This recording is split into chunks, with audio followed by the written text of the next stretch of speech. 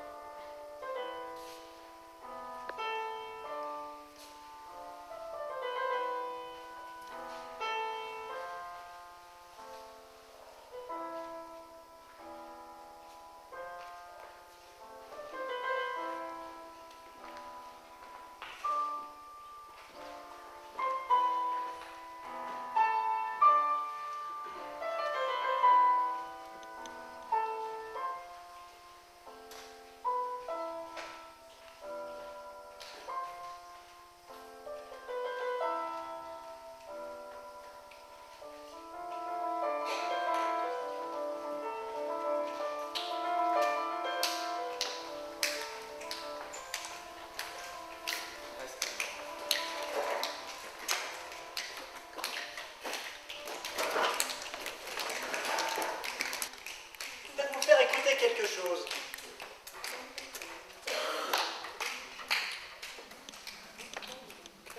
Écoutez bien. Ça vous rappelle rien? Moi, ça me rappelle ma jeunesse. Quand j'étais au volant de ma Jeep, que je débarquais en Normandie. Il fallait voir ça à l'époque, on était encore jeunes et beaux. On était des héros. On distribuait du chocolat, des chewing-gums à tout le monde. C'est pas pour ça que la foule était là, mais avec leurs drapeaux français, américains, il y en avait de partout, partout. Mais surtout, on apportait quelque chose qu'ils n'avaient encore jamais entendu, le jazz.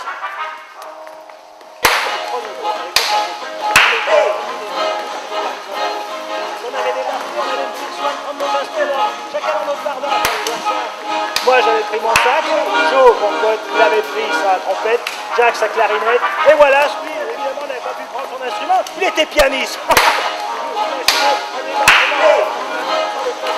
J'avais été tonneau dans les bras avec de l'eau jusqu'à la ceinture, avec les germains qui nous tiraient sous l'eau, c'était pas possible. Enfin, on s'en est tiré. Je vais faire le blues de Bessie Smith. Ça n'a rien à voir, c'est notre époque. C'est vrai. Bessie Smith ne marchait pas sur le sol, elle écrasait la terre, elle inondait le studio de la Columbia. Tout le monde se taisait. Elle possédait une force pure, à l'état sauvage. Elle buvait, alcoolique, imprévisible. Elle pouvait se mettre à guenir d'un jeu en n'importe qui. Un jour, elle s'expliquait avec l'un de ses amants, un coup de poing dans la gueule. Éclat de rire de Bessie. Même son directeur artistique, qui avait peur de ses réactions, trouvait la force de rire. Elle chantait You've been a good old wagon. Mépris d'une femme envers un amant délaissé. Bessie Smith méprisait tout le monde, en premier lieu elle-même. Elle n'écoutait pas ces musiciens. Pourquoi les aurait-elle écoutés? Bessie Smith, c'était le blues. Le blues n'avait pas besoin d'accompagnement. Le blues, c'est la vie. La douleur au creux du ventre quand celle que vous aimez n'est plus là. Quand vous êtes prêt à tout pour ne plus vivre cela. Le blues, c'est quand votre corps exige la chaleur d'un sexe pour que la douleur cesse, pour que vous puissiez vous assoupir, vous engourdir, ne serait-ce qu'un moment. Le blues, c'est quand vous prenez le ciel à témoin parce que vous n'avez pas l'argent qu'il faut pour prendre un verre ou vous acheter des sables ou foutre le camp. Une petite fille, et cette voix qui portait à l'autre bout de la ville, une voix si parfaite qu'elle aurait pu tuer. Bessie ou l'impératrice du blues. Bessie faisait pleurer quand elle chantait le blues. Cette voix surpuissante, cette intonation parfaite, cette façon superbe de se saisir des blue notes infléchir et les tordre, qu'elle se soit emparée des paroles les plus stupides, elle leur aurait insufflé toute sa rage, son désespoir, sa fierté, son mépris. Quand elle est entrée dans le studio de la Columbia, elle n'a pas jeté un regard à Louis Armstrong. Elle a embrassé son amant du jour, s'est raclé la gorge, a donné sa tonalité au type qui jouait ce jour-là de l'harmonium, puis elle a commencé à chanter St. Louis Blues de W.C. Et derrière, la trompette de Louis, sourdine sèche sur le pavillon. Armstrong avait déjà joué derrière d'autres chanteuses, Trixie Smith, Marenay, Clara Smith, mais Bessie, c'était à 1000 km au-dessus de tout ça. Elle a eu un gros rire juste avant de s'approcher du micro. Ah, je suis qu'une jeune femme qui ne sait rien de la vie. Tu parles. Pour chanter de cette manière, il fallait avoir partagé le lit d'un scorpion, avoir été mordu 1000 fois jusqu'à la moelle et savoir rendre la monnaie. Bessie Smith, femme noire de 30 ans, et derrière elle, une vie qui ressemblait à une bouique accidentée. Elle était belle, encore belle pourrait-on dire. Cheveux noirs, yeux allongés, le genre de femme noire meurt trop tôt. Mais ce jour-là, son petit collier, ses petites boucles d'oreilles lui donnaient l'allure d'une gamine. Sa voix, rauque, profonde, rocailleuse, grave, puissante, granitique. Il n'y a rien à dire.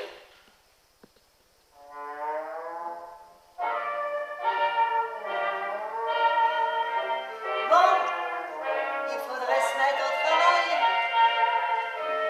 Quoi, qu'est-ce qu'il y a? Y a rien. Bon bah, s'il n'y a rien, Faut y aller. D'accord, ben on y va. De la justesse, de la précision, pas de sentimentalité hors de propos, les mots, du jeu, c'est tout. bon allez, on répète encore une fois. Est-ce que les femmes sont magiques?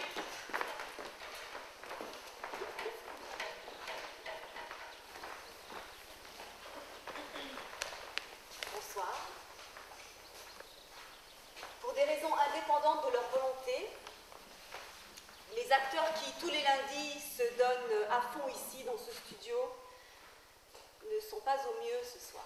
Le magma un peu moule. Les pauvres petits. La représentation est donc annulée. Pour ceux qui n'ont rien de mieux à faire, une fois que vous venez au théâtre, ce serait dommage que vous partiez. Si vous restez, je vous propose de vous raconter l'histoire de ma vie.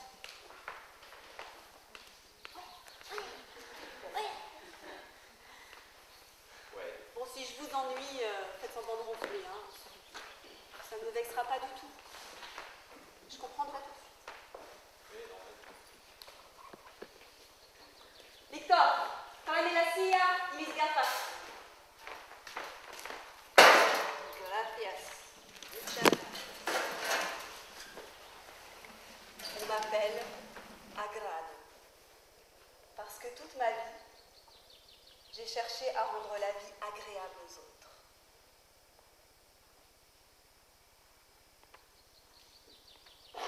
Certains d'entre vous me connaissent. Je faisais le tapin sous les ponts, près du cimetière.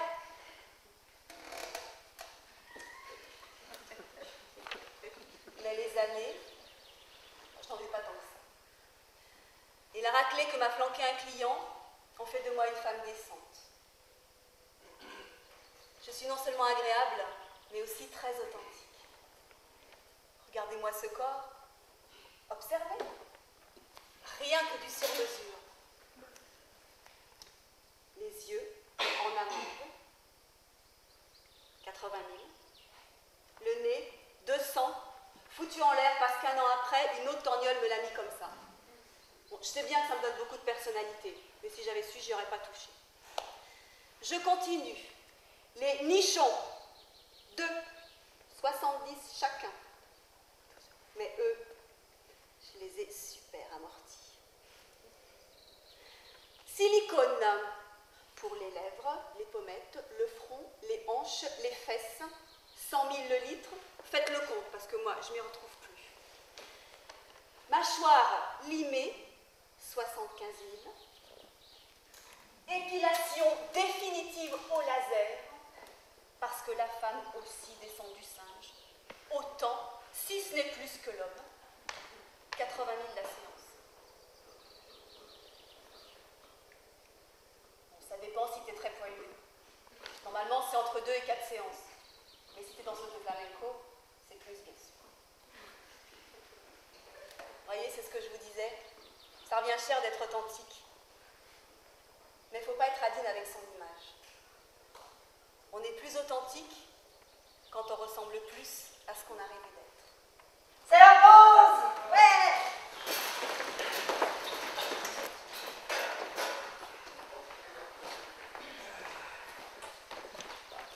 T'as vu, hein? Tu as vu quoi? La petite, elle te plaît, hein? C'est ton genre, hein? Le côté petit canard sautillant, là. Petit canard. Salaud! Petit canard sautillant. Tu n'es pas de jalouse quand même? Oh non, je suis pas jalouse du tout. De toute façon, moi je trouve ça idiot, la jalousie. Ou alors, faut aller jusqu'au bout, jusqu'au meurtre.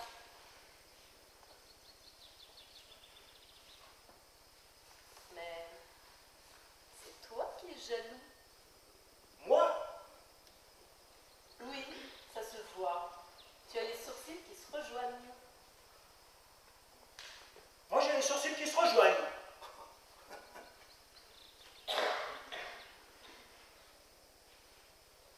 Je n'ai pas les sourcils qui se rejoignent. Et tu ne trouves pas que ça fait un peu tristounet cette disposition là?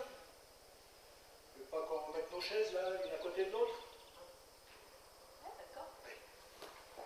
Bésame, bésame mucho.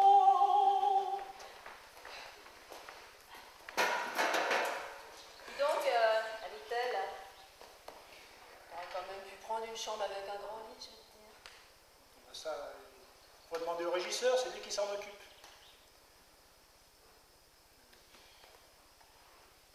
Qu'est-ce qu'on fait demain soir?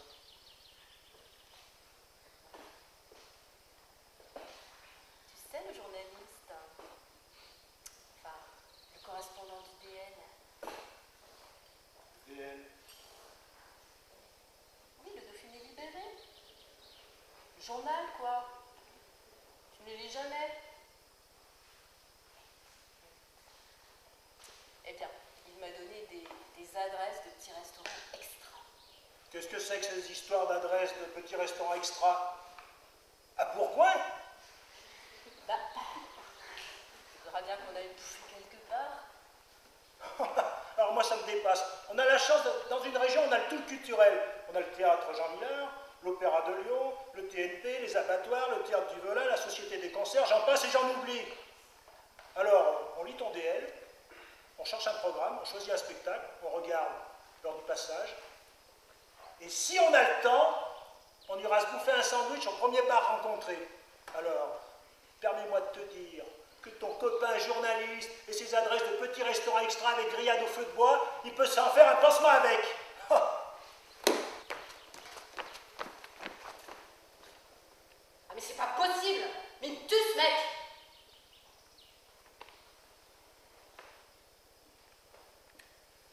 Bon, d'accord, on fera ce que Là, tu je te veux. préviens. Demain soir, je ne vais ni au cinéma, ni je ne bouffe dans cet hôtel. Alors, à toi de jouer. On fera ce que tu voudras. Mais à une condition.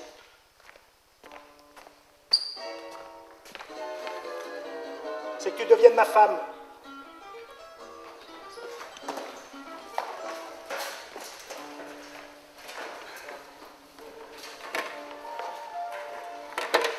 La justesse, la précision, votre sentimentalité en Il allait alors. Les mots, D'accord, on y va. Bon, bah allez, on répète encore une fois.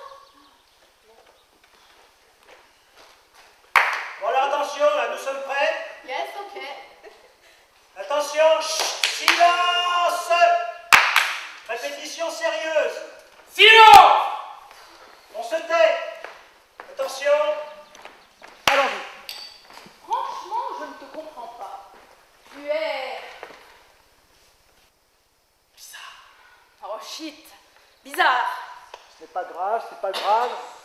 On reprend aussitôt. Allez. Franchement, je ne te comprends pas. Tu es bizarre depuis quelque temps. Hier soir, quand tu as quitté le repas en plein milieu, c'était très grossier vis-à-vis de Julie. Oh shit, j'ai dit Julie et pas Pamela. Ce n'est pas grave. Non, c'est pas bien. Écoute, j'ai une idée. Pourquoi on joue pas avec les chiffres? Je fais toujours ça avec Federico. Écoute. 7, 12, 32, 14, 23. 5, 9, 50, 47, 21, 12, 28. Ça va? Non, ce n'est pas possible. Mais pourquoi? C'est très joli, mais non. T'as pas le sens de l'humour. Ah, Après, non. on poste On ne synchronisé. peut pas faire ça, tu exact. dois dire le vrai texte. Regarde, on a le son en Ta direct. faute parce que tu me donnes le Il texte faut au trouver une dernier autre moment. solution. Alors maintenant, on va l'écrire sur des pancartes. D'accord? Oui, allez. Allons-y. Franchement, je ne te comprends pas. Tu es bizarre depuis quelque temps. Hier soir, quand tu as quitté le repas en plein milieu, c'était très grossier vis-à-vis de Pamela. Elle est tout de même la femme d'Alphonse. Lou, qu'est-ce que tu fais? Tu vois bien qu'on répète? Non! Et ça, je ne le supporte pas. Bon, attendez, on va reprendre parce que... Ah, je l'ai fait. C'était bien. Non, pas vraiment. Enfin, si, c'était très bien, mais tu vois, tu ne dois pas sortir par là. Ah bon? Je pensais que la porte là-bas... Ce n'est pas grave, reprenons. Non. Franchement, je ne te comprends pas. Tu es bizarre depuis quelque temps. Hier soir, quand tu as quitté le repas en plein milieu, c'était très grossier vis-à-vis de Pamela. Elle est tout de même la femme d'Alphonse. Tu sais, on dirait que tu la détestes et que tu fais exprès de jamais lui adresser la parole. Et ça, je ne le supporte pas.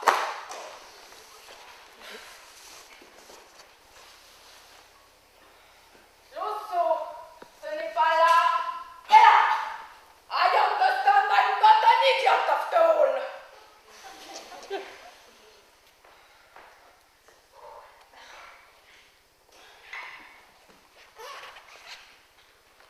Tu es la seule personne qui me comprend. Tu pourras venir me voir dans ma loge après? Allez, on y retourne, allons-y, allons-y.